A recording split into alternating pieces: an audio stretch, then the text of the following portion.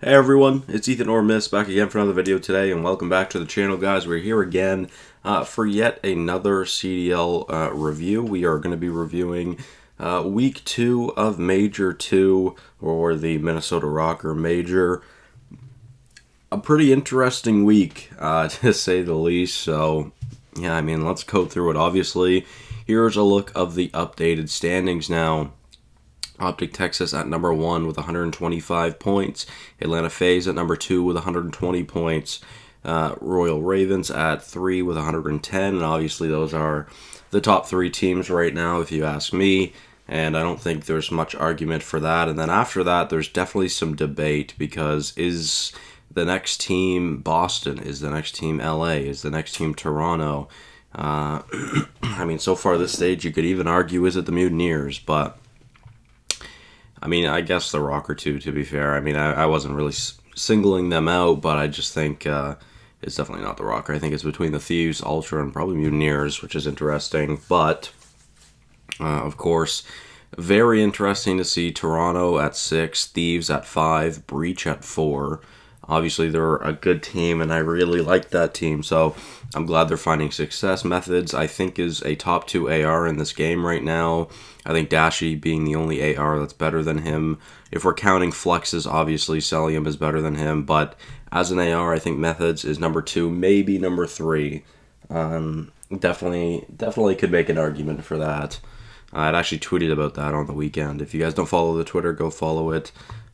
I believe it is in the description. It should be in the description. So, yeah, I mean, obviously, some pretty interesting standings so far. If Champs were to start today, the Gorillas, Surge, Subliners, and Legion would not be at Champs, which is not really much of a surprise, although the Subliners look a little bit different with Paul. They look much more rejuvenized.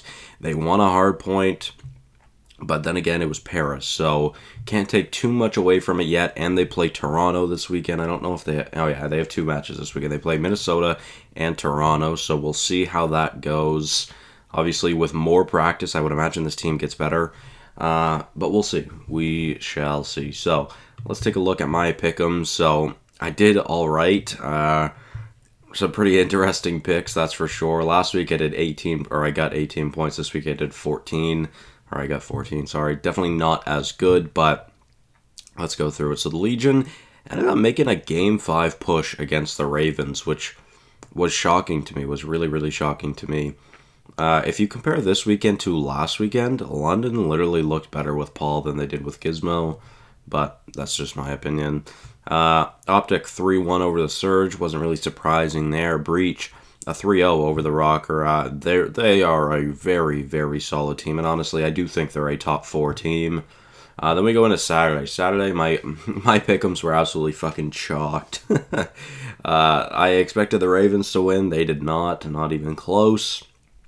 I expected the Legion to win. Nope, the Subliners won. I mean, I think both of those series were toss-ups. I mean, you could go either way. Texas 3-0s and the Mutineers, which wasn't too surprising. I kind of expected Florida to get a map, but obviously they were not able to. And then, yeah, I mean, I had Toronto winning, but again, that series I think could have gone either way. And then we found out this weekend that only one of the qualifier weekends so far this season, a player on Toronto has not had COVID. So obviously, they're dealing with some health issues. Kleenex was playing at home yesterday, so I don't know. You know what? I mean, obviously, I'm not chalking it up to Toronto just aren't playing that great because of COVID, but I think that is a big factor. I'm obviously not chalking up their season or anything.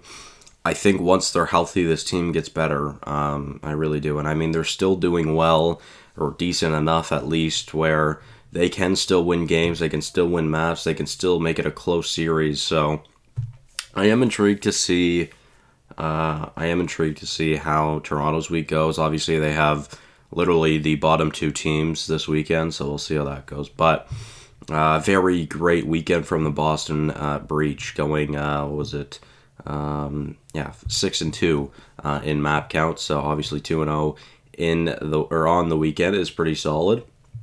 And then the Gorillas beating the Surge 3-1.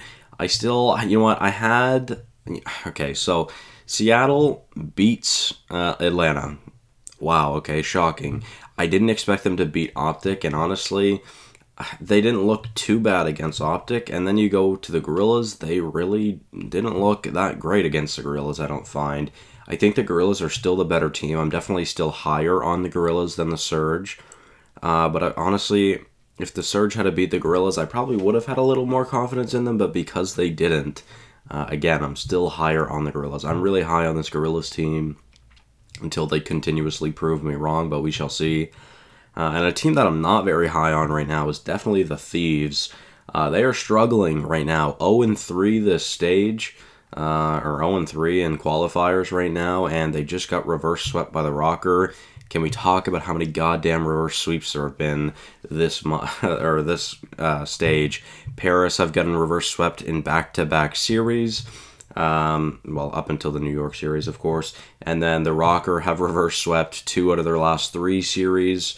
It's been pretty crazy. So, yeah, I don't know what's going on with the Thieves. I think there's some things they need to figure out, but we can talk about that later. And then to end the weekend off, we had Toronto and Atlanta. Honestly, I wasn't expecting it to be that close of a series. I expected it to be close maps, but of course Toronto made it. Well, I guess Atlanta made it go to map 5. And then, yeah, of course, they close it out. Again, I wonder how different that series would have been if Kleenex was with the other 3 Toronto boys in the Toronto warehouse, but who knows, right? You know, maybe if he wasn't sick, it would be a win for Toronto. Who knows? Moving on to the next weekend, obviously, I'm not going to do my pick'ems now. We'll do that later this week, but some very interesting ones to look at for sure. Again, like I said, Toronto plays literally the 2 worst teams in the league. We'll see how that goes. Obviously, it kind of depends on their health. And, I mean, Paris and New York are still pretty big question marks, if you ask me. So, we'll see. The Gorillas and Thieves, I mean, the way the Thieves have been playing, honestly, I might pick the Gorillas. Atlanta and Florida. Florida has a tough schedule to end things out here, so it's good that they started 2-0 with a 6-0 map count. This weekend is definitely a tough one for them, playing Atlanta and Boston. Then we have Thieves and Surge. Oof, that's a tough series. Mutineers and Breach, that's a tough series. Gorillas and Optic, I mean, I would imagine it goes Optic, and honestly, I'm probably going to take the Subliners over Rokkr.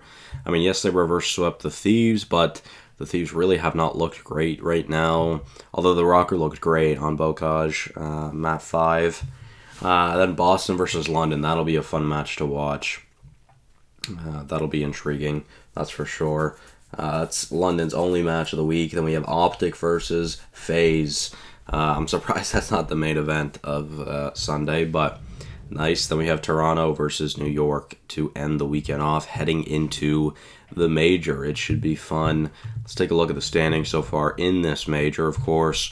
Paris already 0-4, Thieves 0-3, Surge 1-3, Subliners and Toronto 1-2, although Toronto has the higher seed because of their map count. Then Rokkr, FaZe, Gorillas, Mutineers, all 2-1.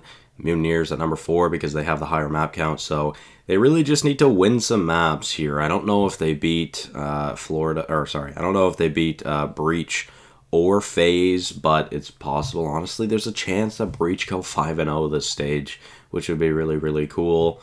Nonetheless, though, 3-1 for the Ravens, then 3-0 and 3-0 for the Breach and Texas. I'm not sure how that seeding will be decided because, of course, they are both 3-0. They are both 9-3 on maps and wins. Of course, it's even right now. It probably won't stay even like that, but nonetheless, we'll see how this weekend goes. So, thank you guys all so much for watching. Hopefully you did enjoy, and I will see you guys in the next one. Bye-bye.